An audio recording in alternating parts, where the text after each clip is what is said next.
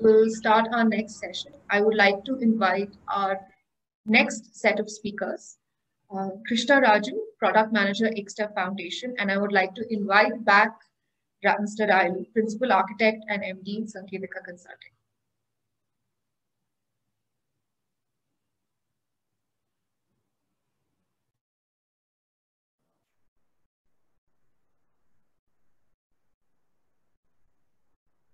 Thanks, Monica. Can you hear me? Yes, Krishna, go ahead. Yeah.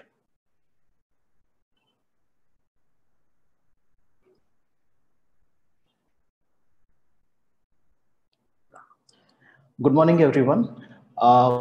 In this session, we'll be walking you through the various interactions and the capabilities that are enabled on Sunbird, and why they're enabled, the various use cases that go behind the thought process that went behind enabling these interactions, and also the architecture principles on how these interactions are enabled. So a quick recap, bringing us back to the generalized view of the learning environment. We're talking about three personas, one that of a learner, instructor, and administrator, three scenarios, learn, help learn, and manage learn, and two interactions, that of learning and administration. Right? And within the center of this any learning environment is the virtuous, continuous, intertwined loop between the various actors and the various interactions that happen between these actors in the sense of learn, interact, do, and sense. So all this has been covered in depth in the previous sessions. You can view them in the Sunbird YouTube channel. So why interactions, right? So one line of thought articulates people can learn by sitting through lectures, going through notes, or doing research, or simply contemplating. So what value does interactions add to the learning process? So interactions is not just an important component, but a necessary component to a user's learning experience, right? For example, think about a discussion, right? A discussion typically forces the users to apply what they have learned in a class, right? As an example, and then articulate their learnings in a social group, which means that what they're learning is an active learning process when compared to sitting through a class or reading through notes, which are more like a passive learning process. And hence interaction is one of the key enablers of quality learning experiences, right? So while we're talking about these interactions and the key challenge that we had while building these interaction capabilities on Sunbird was how do we design effective interactions between the various personas and the diverse scenarios, keeping the learner's learning experience at the center, and also typically being able to target the need of the specific personas. For example, let's say an instructor, a teacher sitting in a remote part of the country, being able to teach her class. How can interactions help her? Or an administrator, for example, a BRC or a CRC person trying to administer teacher capability development programs in their jurisdictions. How can interactions help them? Or if not, just a group of learners trying to learn a new concept on their own, right? So these are all various scenarios and the challenges. How do we build a set of capabilities which address each of these scenarios? While interactions may seem a little daunting, but if one were to zoom out and look at in the context of the three scenarios, learn, help learn, manage learn, and the three personas, that of a learner, instructor, and administrator, we're probably looking at just three generalized use cases, right? That one, that of a guide, where guide talks about an instructor-led guiding experience, right? It could be an instructor persona, meaning an expert or a teacher guiding a group of learners to learn something new, right? And the second generalized use case is around collaborate. Collaborate could translate into a group of learners collaborating amongst themselves to learn a new concept. And the third use case is assist, which is a system-led assisted learning. So Sunbird has various capabilities which are built to serve these three use cases. For example, a teacher can create a virtual class using groups, um, uh, enable collaboration via discussion forums, and also enable synchronous learning experiences by launching live events, right? And these capabilities are built in a generalized manner. What it means over here is I can replace the teacher with a bunch of friends coming onto the platform, creating a study circle on their own, assigning certain reading material, collaborating using discussion forums, and catching up once in a week using Google Meet, right? So none of these workflows are hard-coded to a specific role or a specific scenario. That gives a flexibility to a variety of actors to come onto the platform and run through their use cases. So we'll start with the first use case, guide, right? So typically, if you look at what we have been going through in the past 1 year due to the pandemic, the need for asynchronous learning has become more than ever, right? And also in a country as diverse as India, not everyone has access to network or device, right? And hence asynchronous learning experiences are at the forefront to ensure that no learner is left behind. And groups as a capability primarily drives asynchronous learning capabilities, right? So groups allows users to come onto the platform, create a virtual class, and basically get a bunch of users to be part of that group. And for example, I'll run you through with an example of a teacher. Let's say a teacher comes in, creates a virtual class for her 10th grade students. And she also has the ability to create multiple groups, meaning that you could have one group just for the class and a separate group just for a remedial group, just for addressing, providing special attention to a set of students who need some focus, right? And this remedial group may not be needed to run throughout the year. Probably she wants to run that remedial group 2 weeks before the exams and then switch it off. So the groups provides that capability for the admin to pause and then reactivate the group at any point of time. So typically looking at what are the various roles involved if one were to come onto the platform and use this feature, we're only looking at 2 roles, right? And admin and members. And the person who creates the group is the admin, and admin has access to add various members into the group, right? And at the same time, admin can promote other people as admins. So this is typically can work in a scenario where you would want to have 5-6 experts in the class, in the group, moderating the entire the learning activities of the group. And also it's not just one admin over there. The load can be distributed amongst a group of people to effectively manage that virtual class. And any user, any member as part of the group can opt in and opt out at any point of time, right? So there's no hard restrictions or any hard coding done around any of the role management out here. Now, coming on to the next aspect, once the virtual class is created, the admin in this context, be it a teacher, can assign certain activities to the group, right? And these activities typically fall under 2 buckets. One is a learning activity or a non-learning activity. And the learning activities can be a course, can be a textbook, can be a quiz, can be a question set, can be a poem, can be a podcast, right? So what I mean is any content that is published on the platform can be assigned as a learning activity by the teacher to the group. And in addition to that, if the teacher wants to assign very targeted set of learning activities to that specific group, the teacher can go ahead, create a playlist on the platform and assign that playlist to that group as well. This playlist is in work in progress, but this feature is also coming up pretty soon. So the admin over here has control on what type of learning activities and what learning activities can be assigned to that specific group.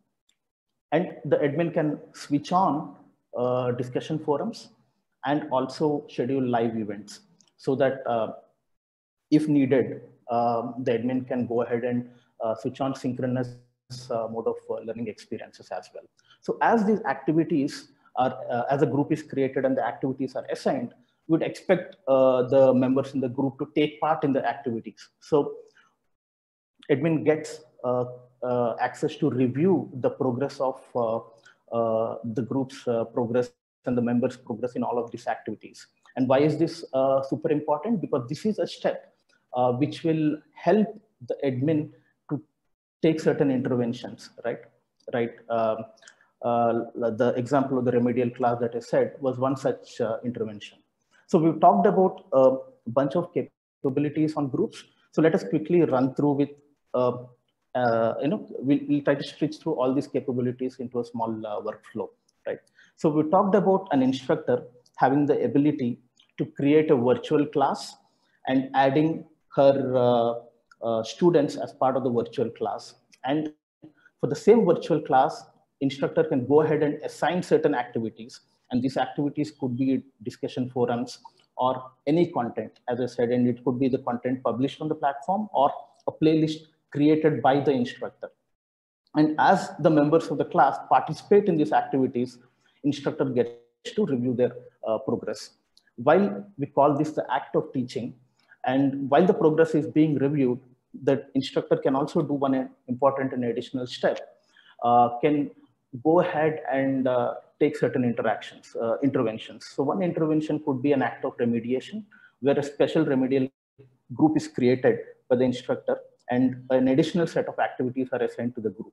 And these activities may include one additional non-learning activity like a webinar or an event, which can be scheduled as a one-off event or a recurring event, so that special attention can be provided to that members of the group, right?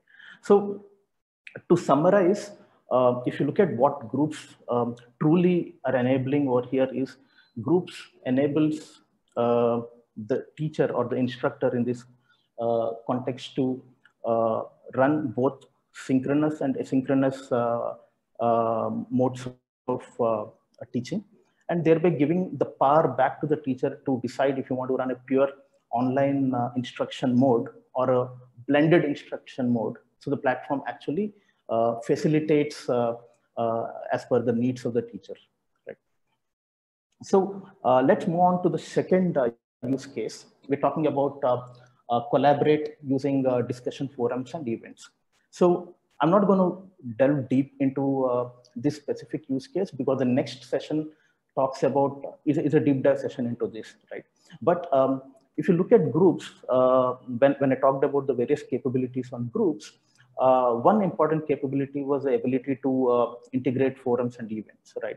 So both of them have been built in a very generalized manner, meaning that the forums can be embedded in the context of a group, embedded in the context of a course or a collection, or a standalone discussion spaces. And similar generalization principles have been applied in the context of event and event set as well, right? So the admin over here can go ahead, schedule a one-off meeting, or can schedule recurring meetings, and these meetings can be integrated with external service providers like Google Meet, Zoom, etc. Right. So quickly moving on to the third use case, we're talking about assist using chatbot, right? So we've all seen, chatbots are everywhere, right? They're omnipresent. So education is also not lagging behind in this space. So the way a chatbot is positioned currently on Sunbird is it enables ease of discovery of content, ease of access of content, and also as a virtual help desk, which can resolve any queries that the users of the platform have, be it a learner, instructor, or administrator. But what excites me the most is that the chatbot has the capability, can be positioned in a way to solve a plethora of learner use cases, learning related use cases, right? So a learner can come onto the platform and just go ahead and ask, I'm having some trouble in understanding a specific topic. Can you help me with that? Or what is the answer to what is the largest planet in the solar system? So So these kind of very interesting conversations can be triggered via chatbot and help a learner, assist a learner in their learning journey as well, right? So on Sunbird, there are two ways the chatbot can be configured.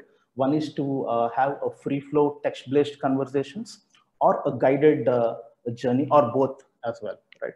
So free flow conversations look something of this sort, where the learner comes onto the platform and has certain questions, and the chatbot responds back saying, hey, here is a link, you can go ahead, discover this content, and proceed further.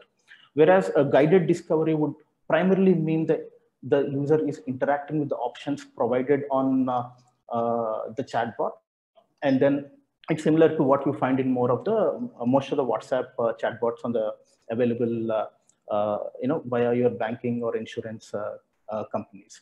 And then the chatbot provides a response with the details.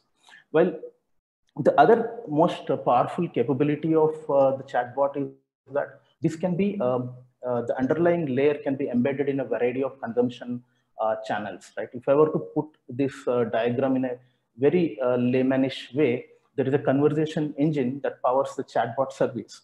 And now this chatbot service can be rendered in a mobile app or a portal, or it can be rendered via a service provider interface onto channels like WhatsApp, Telegram, Slack, or any of the other channels which allow these integrations to happen, right?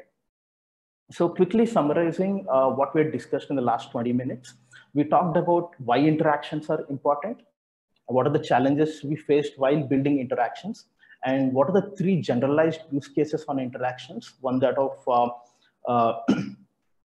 collaborate, assist, and guide, and what are the tools on Sunbird which enable these use cases, right? So with this, I'll hand it over to my colleague Railu to run through the architecture details around how these interaction capabilities were built primarily on the groups and the chatbot.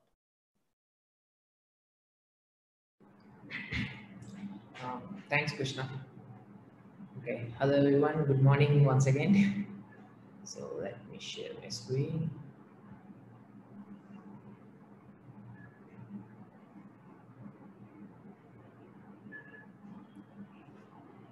Okay. So as you all have seen so far, there are different tools in Sunbird that allows users to do the interact part of the learning cycle. So in this session, we will see the architecture principles and the key building blocks for interactions in Sunbird. So starting with architecture principles, there are many core architecture principles that are followed across all the components and modules in Sunbird. However, there are four key principles that drive the interaction tools in Sunbird. The first and foremost one is being context agnostic. That means all interaction tools should be implemented without any knowledge or hard dependency, hard dependency for specific use cases or context. All tools should be usable in different use cases. Second one is API driven. This is a given and must in all Sunbird components. So reiterating again the importance for interactions also. Every feature capability must be exposed via APIs. Then the reusability. A very important driving principle. This is a very important driving principle for interaction tools. That is, we have to build only reusable and embeddable widgets that can be integrated in different workflows, tools, and apps. So no UI should be built specific to one app or one workflow. That is the reusability principle. And finally, the extensibility principle. All interaction tools should expose hooks or points to build extensions and enhance the behavior. So having looked at the principles, let's see how these are used in different interaction tools. As you saw earlier, Sunbird has the following interaction tools currently. More will follow soon, obviously. We have groups for the guided learning, chatbot for system-led assisted learning, discussions for enabling interactions between learners or actually any users, and events for online synchronous learning. So today I will cover the architecture of groups and chatbot in this session. Ranga and Jinesh will cover discussions and events in detail in the following session. To start with groups, a logical view of the group's architecture looks like this. A group has membership information which comprises the members in the group, their membership status, audit information like when they joined, when they left, all those things, and their role in the group, which could be either a member or an admin. Then a group can have one or more activities. I will cover more about activities shortly, but for the sake of this slide, activity is something which the group admin can assign to the members of the group.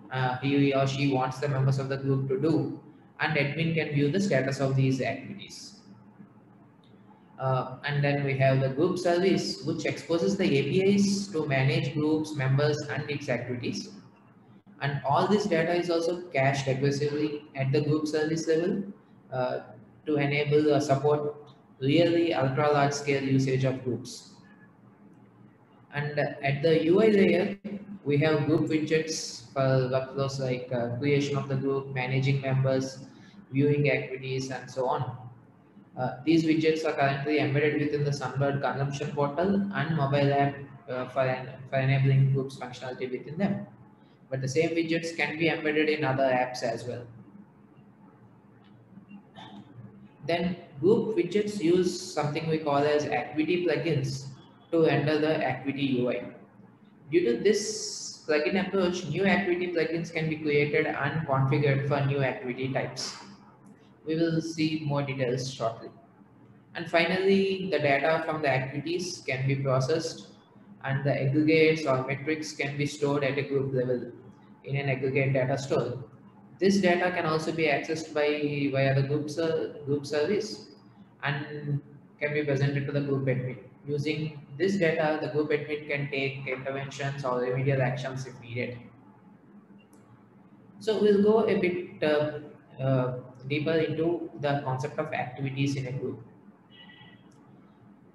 So as we saw earlier, a group can have different types of activities. The activity could be a Sunbird learning asset like a course or a quiz or a textbook, or it could be other types of activities like a discussion for that can be linked to a group as an activity. Or in future, a calendar as an activity can also be added if there is a calendar component available, a calendar service available.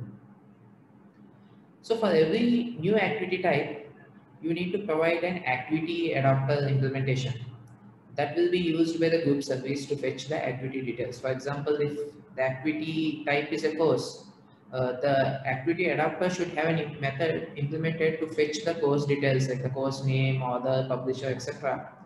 And these details will be included in the group API response and returned by the group service. And this adapter is optional.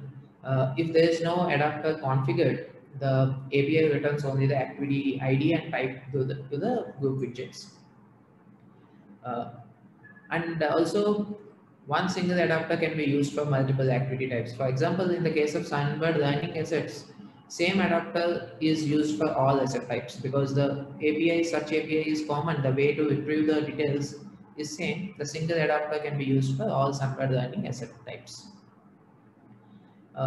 The adapter and other configuration for activity types needs to be configured in an activity config JSON, which will be used by the group APIs. Moving on to the next concept, the activity plugins. So to enable a new activity type, group widgets need an activity plugin that can render the activity UI. So all the supported activity plugins should be configured in an activity plugin config, which is used by the group widgets along with the activity return info that is returned in the groups API. So groups widgets use this activity ID and type and fetch the relevant plugin and launch that activity plugin to enter the activity for the user. And in most of the scenarios, the activity plugins will be using the existing other existing components of Sunbird like a content layer, QML layer, or discussion forum widgets, and other existing APIs. But the important concept here is ability to add a new activity, integrate a new activity type UI with groups using activity plugins. Then the third and most important part in group activities is the data. For a group admin to be able to view the activity usage, progress, or any other data about the activity plugins and the activity APIs used internally by the plugins should generate the required telemetry data. Some of the activities and this telemetry data can be processed to generate the activity aggregate information. Some of the activities may already have data products for generating the summary and reports from the telemetry data. So we need to build a pipeline or a job to ingest the data into the group's activity aggregate database. So once these activity data from the activity plugins coming to this activity aggregate data, this can be used by the group admin to review and take the necessary actions. So these are the three important things to be done to enable a new activity in groups. So let's quickly recap the things again. The first step, to configure a new activity, you have to add an entry into the activity config JSON and the group service. Implement an adapter that will be used by the group service to fetch the activity details and send in the API response. Of course, this adapter is an optional thing. If not implemented, the API returns only the activity ID and type without any details to the group widgets. And in such scenarios, the group activity plugin needs to take care of fetching the activity details. So the second part is creating an activity plugin to enter the activity for the user. This internally may use other existing Sunbird widgets and APIs as we saw. And the third step is implementing a data product to process the data generated during the activity consumption and store this activity data in activity aggregate data store. Again, this is also optional for activities, but it is recommended to implement this data aggregation pipeline because without that there is no value which for the group admin, the group admin cannot take any remedial action. So this is how the group's functionality can be extended by adding new activities, new activity types, which provides that help the instructors with new tools to provide better guidance to the learners. Okay. So now let's look at the chatbot architecture. So as Krishna was mentioning, the chatbot architecture allows multiple interfaces for conversations. Like it can be using inbuilt chatbot widget within the Sunbird portal or the mobile app, or within messenger apps like WhatsApp, Telegram, Slack, etc. So this architecture is powered mainly by a conversation engine. The current engine in Sunbird is we are using RASA, which is a natural language understanding engine. However, it is possible to integrate with multiple other engines like a simple rules engine like a Rules, or we can build our custom machine learning engine. So all these can be hooked into the chatbot architecture, and chatbot service can leverage those engines and exposes the APIs that can be used by different chat interfaces. And there is an admin module which is currently under development. We have a backend way of configuring the conversation engine, but an admin module can provide the interface to configure the rules conversations within the conversation engine. So looking at the key components of chatbot, the first one is the chatbot service. It exposes two types of APIs, the configuration APIs to configure new rules and flows in the conversation engine. And the second one is the conversation APIs that actually is used by the chat interfaces to query and respond to conversations. In addition, this service has a provision for implementing and hooking in different service adapters. Why is this needed? For example, the chatbot interface within the Sunbird app or portal can work directly on top of the chatbot service APIs. But for other interfaces like WhatsApp or Slack, we need adapters to transform the input and output data in a way specific to each interface. So these pluggable adapters enables us to start offering services with different messengers like Telegram, Slack, etc. And then finally, Sunbird also has a chatbot widget, which is an embeddable widget that can be embedded in other tools, apps, or workflows. It is currently embedded in the Sunbird consumption app portal, but it can be used in any other apps to provide a chatbot interface. This widget is responsive, like most of our UI components, and the conversations are configurable. So the kind of menu options which are shown in this chatbot are not hard-coded, but are again driven to a configuration.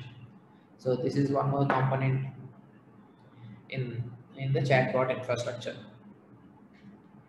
So, okay. So the chatbot tool is a very recent addition to the Sunbird infrastructure, and there is a lot of scope for enhancement. So we welcome all kinds of contributions in these areas. Okay. So hope this session provided you an overview of interactions in general and more specific details about groups and chatbot. Thank you once again for joining. Monica, over to you. Railu, so our first question is for Krishna. You mentioned that users can be added to a group manually. Are there any other ways an admin can add members to the group? Yeah, so currently the members can be added manually by the admin. And the reason for that design was groups are typically designed for to have small set of users, like classroom of 30, 50 or 60, and you know who the members are. But having said that, this can also be extended to have an invite only kind of an option, or use a share via URL, or do a bulk upload option as well. That can be extended. The next question is, are there any limits to the number of users added to a group or the number of activities to be added to a group? Okay, so it is configurable. The limitations are configurable, but we started off, as I said, groups. We didn't envision that groups as a construct could be useful for a large set of users. So the restriction was around, I think 150 users, max users in a group, and admin can add up to close to 100 learning activities in a group. But as I said, this is completely configurable, and the adopter can go ahead and tweak it as per their use cases. The next question is for Railu. Is the chatbot implementation restricted only to the use of the Rasa engine? No, it can use other engines as well. Currently, the Sunbird comes out of box with Rasa engine, but the chatbot service can leverage other engines if we build other engines, and can be integrated with them also. Railu, for you, in groups, can we add an activity that is not part of Sunbird, something which is running as a service outside? Yes, definitely. That is the whole power of the group's architecture, where the activities are pluggable. So in Sunbird instance can choose to integrate with a completely outside running service and build the activity plugin to handle and integrate within the group's workflow. That is possible. Can a group on a Sunbird instance be integrated with a third-party tool like WhatsApp? If so, how can it be done?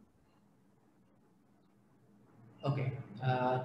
So if I understand the question correctly, can a WhatsApp group can be replicated in Sunbird groups? So we haven't tried that, but as I said, everything in Sunbird is API driven. We have APIs to create group, add members to the group, remove members to the group. Similarly, the third-party service exposes some hooks or events which can be listened on. Then definitely a interface can be built in between to replicate the group structure from a third-party service in Sunbird groups also.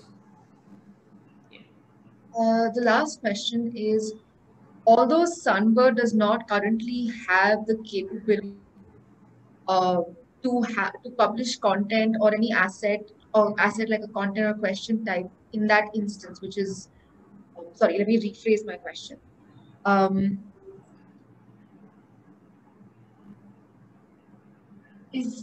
Although Sunbird does not currently have the capability where you assign an asset which is not published on that instance, can this be developed by the adopter, or can this be extended by the adopter?